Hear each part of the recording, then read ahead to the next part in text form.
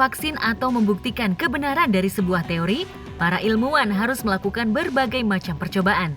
Bukan hanya untuk memastikan bahwa teori mereka benar, tapi juga memastikan bahwa apa yang mereka buat aman untuk digunakan. Biasanya, untuk menguji sebuah penemuan, para ilmuwan dibantu oleh sukarelawan. Namun nyatanya, tidak semua ilmuwan begitu. Di masa lalu ada banyak ilmuwan yang cukup nekat untuk melakukan uji coba pada dirinya sendiri hanya untuk memastikan teorinya. Albert Hofmann. Albert Hofmann adalah seorang ahli kimia asal Swiss sekaligus juga penemu LSD. Di tahun 1938, Hofmann sedang mencari obat baru untuk psikiatri dan memutuskan untuk mencampur asam lisergat dari jamur ergot dengan zat dari tanaman obat squil. Ketika sedang bekerja, Hofmann tidak sengaja menelan campuran itu dan merasakan efek seperti gelisah, pusing, dan mabuk. Penasaran, dia pun kembali mencobanya dengan dosis sebanyak 25 mg untuk mengetahui reaksi obat itu pada pikirannya. Jonas Salk. Ketika wabah polio menyerang dunia, banyak ilmuwan berusaha membuat vaksinnya. Hal yang sama juga dilakukan oleh Jonas Salk, seorang peneliti dari Fakultas Kedokteran Universitas Saint Petersburg. Setelah bekerja keras, Dr. Salk berhasil menemukan vaksin yang dapat melumpuhkan serangan polio. Sayangnya, dia bukan yang pertama. Sebelum Dr. Salk, beberapa peneliti lain sudah mendahuluinya. Bahkan, menguji coba vaksin buatan mereka pada sukarelawan yang kemudian berakhir dengan kematian. Kejadian itu nyatanya membuat orang takut untuk mengajukan diri sebagai sukarelawan. Tidak memiliki pilihan lain, Dr. Salk dan keluarganya memutuskan untuk menguji vaksin itu pada diri mereka sendiri. Hasilnya, antibodi seluruh keluarga Dr. Salk meningkat dan mereka terlindung dari polio.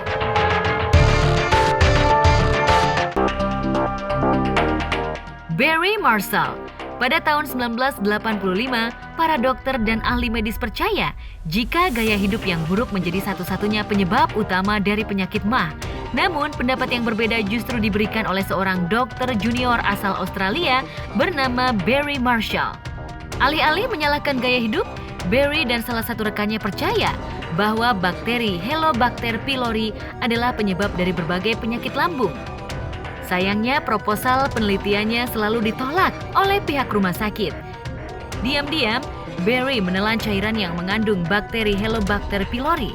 3 hari kemudian, Barry mengalami sejumlah gejala MAH seperti mual dan muntah.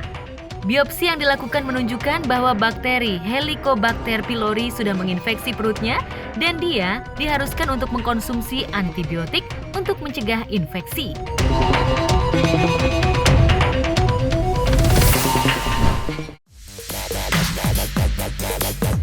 Gunung-gunung megah dan lautan yang berkilauan selalu menarik perhatian, tetapi terkadang alam menyembunyikan kejutan yang lebih besar. Ada banyak keanehan yang terjadi di bumi ini. Sayangnya, tidak semuanya dapat dijawab secara gamblang oleh sains. Beberapa dibiarkan menggantung menjadi sebuah fenomena yang terus diperdebatkan. Di padang rumput yang kering di padang pasir Namibia, terhampar pemandangan yang mengerikan. Jutaan bercak berbentuk bundar di tanah yang tidak ditumbuhi tanaman, masing-masing berdiameter antara 2 meter sampai 15 meter, diatur dalam pola yang seperti sarang lebah sejauh 2.500 km daratan. Hal ini masih diselubungi misteri dan tidak seorang pun mengetahui secara pasti apa yang menyebabkan formasi ini. Para ilmuwan menduga kemunculan bercak itu adalah karena tanahnya mengandung radioaktif atau bahwa racun-racun yang dilepaskan dari tanaman pembunuh tumbuhan lain yang berbentuk pola-pola melingkar. Yang lainnya meyakini bahwa lingkaran-lingkaran itu adalah hasil karya ribuan raya pasir. Untuk menyimpan air, mereka menggali tanah dengan pola seperti cincin dan memakan akar-akar tanaman untuk memungkinkan pasir di bagian bawah menyerap hujan yang jatuh.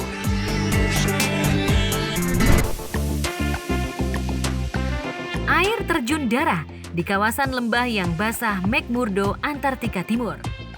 Tampak seperti tuangan darah merah yang meleleh perlahan. Rona merah tembaga cerah ini berasal dari danau setengah es yang sangat asin. Sekitar 2 juta tahun lalu, suatu bentuk air berkadar garam tinggi terperangkap di bawah sungai es Taylor terisolasi dari cahaya, oksigen, serta panas. Bersamaan dengan air asin yang merembes melalui celah-celah gletser, lalu bereaksi dengan oksigen di udara, menciptakan air terjun warna-warni yang spektakuler ini. Ini adalah sebuah keajaiban visual dan ilmiah, dan Sungai Esteller adalah satu-satunya tempat di dunia untuk melihatnya. Untuk datang ke tempat ini pun terbilang cukup sulit karena hanya dapat diakses menggunakan helikopter atau kapal layar.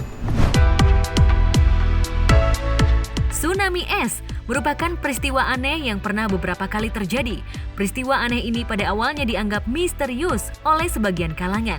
Namun, studi terbaru mengungkap bahwa tsunami es dapat terjadi melalui beberapa kondisi ilmiah. Tsunami es dapat terjadi jika 3 kondisi terpenuhi. Di antaranya, lautan beku yang hampir mencair, kekuatan angin yang mendorong lapisan es tersebut, dan garis pantai yang landai.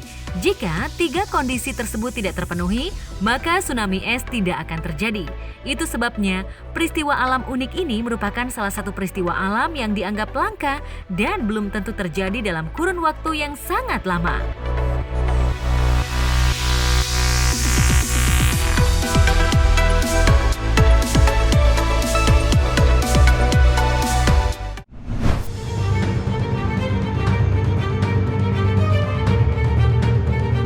Pemakaman atau rumah masa depan untuk jenazah memang seharusnya dibuat sebaik mungkin untuk menghormati mendiang. Bahkan, ada yang sampai pemakamannya dibuat sangat megah, misalnya untuk pemimpin negara atau raja. Hal itu supaya saat banyak orang yang berziarah, orang-orang tidak bingung dengan makamnya serta penghormatan terakhir bagi jenazah. Di Guatemala beda lagi ceritanya. Banyak jenazah yang ternyata dikeluarkan dari makamnya karena tidak membayar denda. Keadaannya pun bisa dikatakan buruk dan makamnya juga berantakan. Sewa kamar jenazah yang unik di Guatemala. Umumnya memang jenazah seseorang akan dikubur di TPU atau dilakukan kremasi. Namun di Guatemala rupanya ada sebuah jasa penyedia kamar bagi para mayat. Nah, selama masa mendiami tempat bawah tanah itu, mereka akan dikenakan sewa setiap 4 tahun. Pada 6 tahun pertama memang tidak dikenakan biaya alias gratis, namun tahun selanjutnya mereka harus membayar 24 US dollar atau setara dengan Rp330.000 jika jatuh tempo. Ibaratnya, ruangan ini adalah kos-kosan, namun bedanya diperuntukkan bagi mereka yang sudah meninggal. Kalau jatuh tempo, siap-siap untuk diusir. Benar-benar mirip kos-kosan. Akan ada denda atau hukuman bagi mereka yang sudah jatuh tempo. Bagi keluarga yang tidak bisa membayar atau sudah lupa dengan jenazah kerabatnya itu, maka harus diusir. Mayat yang menempati tempat tersebut akan diusir dengan membawanya keluar ruangan, kadang sampai terjemur di bawah matahari. Di sana sudah disiapkan beberapa pekerja yang sudah siap untuk mengangkut mayat-mayat itu. Tidak peduli bau yang menyengat hingga keadaan yang sudah busuk. Beberapa mayat akhirnya dibawa keluarga untuk dipindahkan ke TPU. Namun ada pula yang bernasib naas karena ditinggalkan begitu saja. Kadang dimasukkan ke dalam kotak dan tergeletak. Di Indonesia sejatinya juga ada sewa makam, tepatnya di kota-kota besar yang lahannya kecil. Biasanya hal seperti ini sering diterapkan, misalnya saja di Jakarta. Sewa makam juga sering ada di beberapa daerah. Tarifnya beragam, namun kebanyakan sebatas Rp100.000 saja.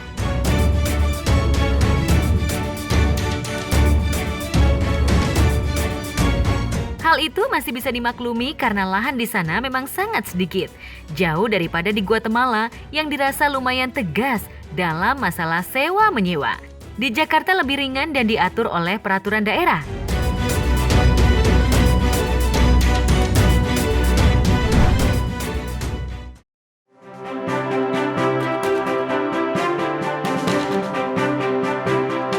Yang namanya negara tak melulu punya wilayah kekuasaan yang luas.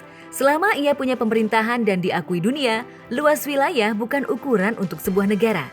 Berikut ini beberapa negara mini di dunia yang tetap berpenghuni meski punya wilayah yang kecil. Kepangeranan Sealand. Negara mungil ini wilayahnya hanya mencakup sebuah bangunan di lepas pantai Suffolk yang dulunya merupakan basis pertahanan laut Inggris masa Perang Dunia Kedua. Karena tempat ini kemudian ditelantarkan, Seorang pensiunan mayor bernama Paddy Roy Bates mengklaim tempat tersebut. Awalnya hanya akan jadi benteng radio tak resmi, namun kemudian ia justru mendirikan sebuah negara berdaulat. Terdengar seperti lelucon, namun Kepangeranan Silene benar-benar sebuah negara dengan pemerintahan dan mata uang sendiri. Jika wisata hendak berkunjung pun, butuh prosedur layaknya berkunjung ke negara-negara besar lainnya. Republik Molossia. Negara mini didirikan oleh Kevin Baugh di wilayah Nevada, Amerika Serikat yang juga impian Kevin sejak ia kecil. Pusat pemerintahan Republik Molossia terletak di sebuah rumah mungil kota Dayton, Nevada. Konon, Republik Molossia tidak diakui oleh PBB, namun demikian, Kevin sang pendiri sekaligus pemilik telah melengkapi segala persyaratan berdirinya sebuah negara. Negara ini menguasai 4 wilayah di bawah kekuasaannya: Harmony Province, The Protectorate of New Antrim, Neptune Deep, dan area lain seluas 130.000 km di planet Venus. Terdengar aneh, tapi inilah negara Republik Molossia. Atlantium. Negara ini didirikan oleh 3 remaja Sydney, yaitu George Francis Cruikshank, Jeffrey John Dugan, dan Claire Mary Coulter.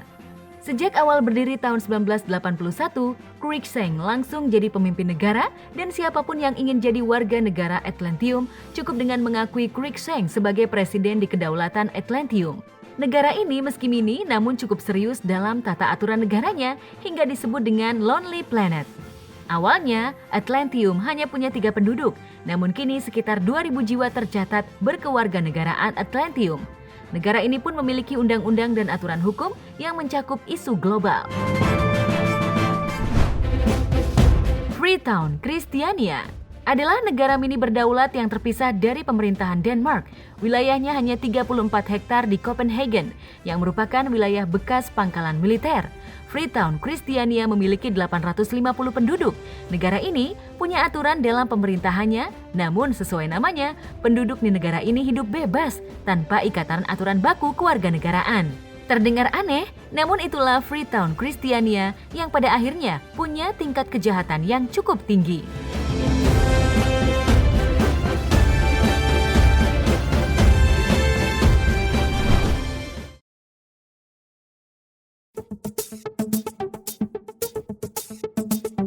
Di masa lalu, karya seni para maestro hanya diapresiasi keindahannya oleh para penikmat seni. Namun, di zaman modern, lukisan-lukisan tersebut justru jadi objek analisis dan belakangan mengembangkan berbagai teori konspirasi yang tak ada habisnya. Berikut lukisan-lukisan yang dianggap menyimpan pesan rahasia.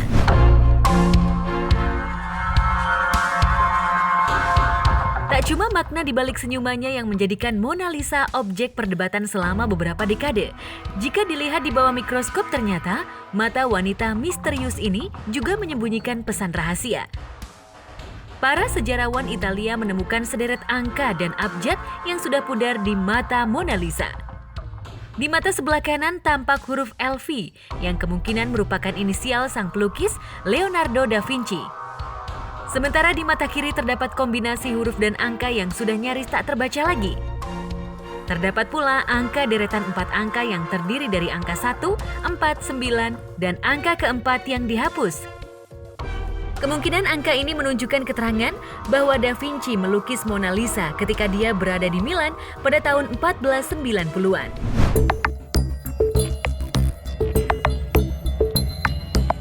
The Last Supper.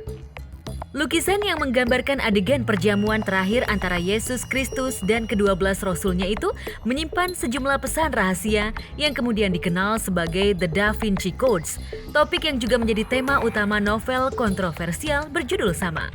Slavisa Pesci, seorang pakar teknologi informasi, menciptakan efek visual yang menarik dengan meletakkan lukisan yang sudah dibalik di atas versi aslinya. Hasilnya adalah gambar baru yang mengejutkan. Muncul sosok kesatria Templar di ujung lukisan, sebuah cawan di tengah meja, dan seorang wanita yang sedang menggendong bayi di samping Yesus. Giovanni Maria Pala, seorang musisi Italia, mengindikasikan bahwa posisi tangan dan roti membentuk partitur berisi komposisi musik yang benar-benar bisa dimainkan. Sementara Sabrina Sforza Galizia, seorang peneliti Vatikan, mengaku kalau dia telah memecahkan teka-teki matematika dan astrologi yang tersembunyi dari lukisan kontroversial tersebut.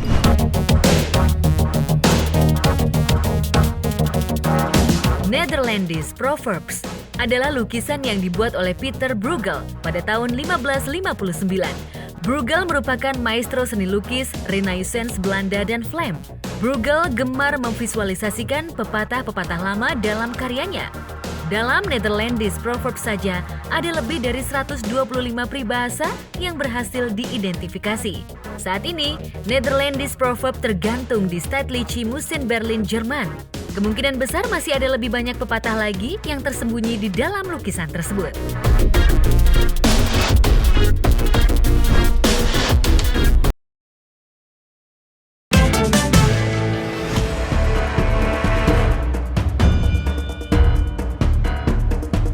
Keberadaan pesawat pembom untuk saat ini memang sudah tidak lagi terlalu berfungsi seperti dulu karena berdasarkan putusan PBB bahwa seluruh dunia harus menegakkan HAM dalam berperang.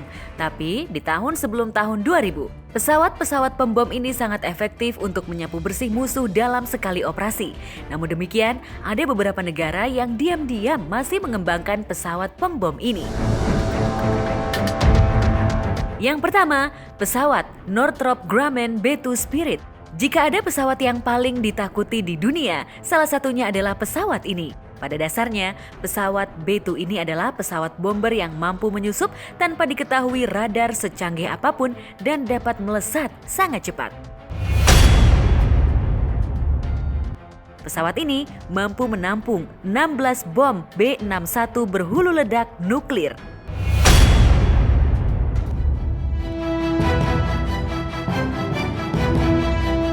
Selanjutnya, pesawat Tupolev Tu-160 adalah pesawat pembom supersonik Tupolev Tu-160. Pesawat ini bisa dikatakan yang paling besar karena mampu membawa banyak amunisi, dimulai membawa rudal-rudal berukuran sedang hingga berukuran besar. Dengan 2 peluncur rotari internal yang masing-masing memegang 6 rudal jelajah Raduga KH-55SM. Kemudian pesawat pembom Rockwell B-1B. Pesawat pembom B-1B ini merupakan pesawat pembom andalan Amerika Serikat. Konon, pesawat pembom ini bisa membumi hanguskan suatu negara dalam hitungan menit. Pesawat ini kemampuannya tidak beda jauh dengan pesawat Tupolev Tu-160 dengan fisik yang besar dan mampu memuat banyak amunisi rudal kelas berat dengan hulu ledak nuklir. Menampung sampai 40 persenjataan, bahkan saat ini B-1B dipersenjatai mock-up rudal hipersonik yang diintegrasikan pada peluncuran konvensional. Selanjutnya, pesawat pembom Tupolev Tu-22M. Bisa dikatakan pesawat ini merupakan penyempurnaan dari pesawat Tupolev Tu-160 buatan Rusia. Memang pesawat ini jenis pembom jarak menengah, namun jangan sekali-kali memandang remeh Tupolev Tu-22M ini, karena Tupolev Tu-22M mampu menenggelamkan kapal induk manapun. Pesawat ini dipersenjatai 12 rudal anti kapal selam KH-22, senjata kanon otomatis GSH-23 kendali jarak jauh, 6 misil dalam sebuah MKU-61 rotary launcher, 4 misil pada 2 cantelan di bawah sayap, dan 8 rudal jelajah jarak jauh KH-55.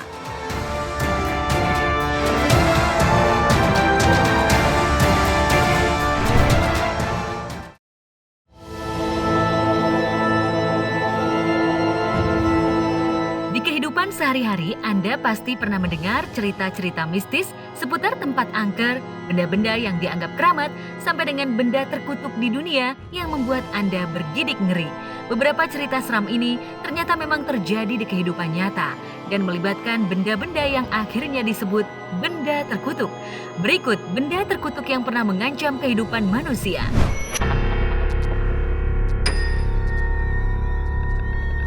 Thomas Busby dihukum gantung karena membunuh ayah mertuanya pada tahun 1702. Ketika aturan hukum menjeratnya, ia sedang duduk di kursi favoritnya pada penginapan lokal. Sebelum dihukum gantung, ia mengutuk siapapun yang duduk di kursinya akan mati secara tersiksa. Awalnya, kutukannya dihormati oleh warga sekitar, tapi seiring berjalannya waktu, ketakutan itu semakin luntur dan pemiliknya mengeluarkan kursi tersebut. Sekumpulan teman yang berani duduk di kursi Busby bergantian satu persatu menghilang dalam kecelakaan misterius. Kutukan terakhir yang terjadi adalah kurir pengantar surat yang meninggal dalam kecelakaan mobil beberapa jam setelah duduk di kursi tersebut. Peristiwa mengerikan inilah yang membuat kursi ini akhirnya disumbangkan ke Turks Museum Inggris. Agar tidak ada yang duduk, kursi tersebut digantung di dinding museum.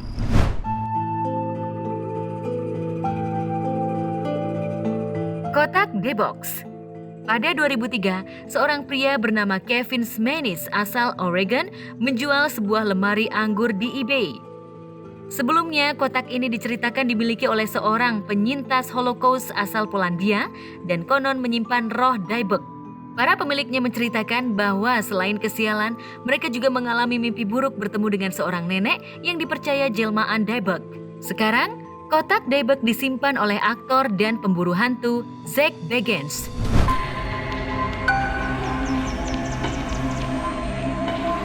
Lukisan mahakarya seorang seniman asal Italia, Giovanni Bragolin, mulai diproduksi secara massal pada 1950-an dan tersebar di seluruh Eropa. The Crying Boy, lukisan ini dianggap membawa kutukan karena lukisan tersebut dapat selamat dari kobaran api yang membakar rumah sekaligus barang-barang di sekitarnya hingga hangus dan tak bersisa. Dimulai dari sebuah kebakaran yang menimpa sebuah rumah di Rotherham, Inggris milik dari pasangan Ron dan May Hale. Banyak yang mengatakan bahwa kebakaran yang menimpa rumah keluarga tersebut merupakan sebuah kutukan yang berasal dari lukisan yang menggantung di dinding ruangan rumahnya. Karena menjadi satu-satunya barang yang selamat tanpa rusak sedikit pun, sementara barang yang lainnya hangus menjadi abu.